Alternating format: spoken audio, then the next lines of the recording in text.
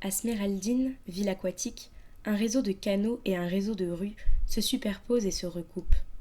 Pour aller d'un endroit à un autre, tu as toujours le choix entre le parcours terrestre et le parcours en barque.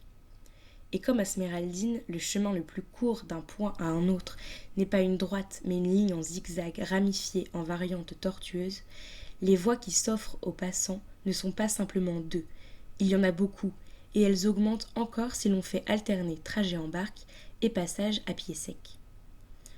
Ainsi, l'ennui de parcourir chaque jour les mêmes rues est-il épargné aux habitants de Sméraldine. Bien plus, l'ensemble des voies de communication n'est pas disposé sur un seul plan, il forme au contraire un jeu de montagnes russes, avec petits escaliers, chemins de ronde, ponts en dos d'âne, voies suspendues.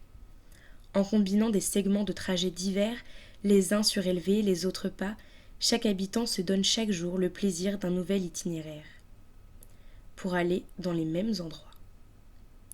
À Sméraldine, les vies les plus routinières et les plus calmes se passent sans répétition. Ici comme ailleurs, ce sont les villes secrètes et aventureuses qui se voient exposées aux plus fortes contraintes.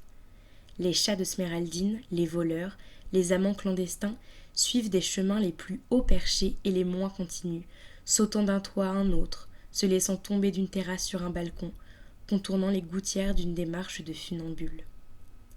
Un plan de Sméraldine devrait comporter, marqué avec des encres de couleurs différentes, tous ces tracés, solides et liquides, visibles et cachés.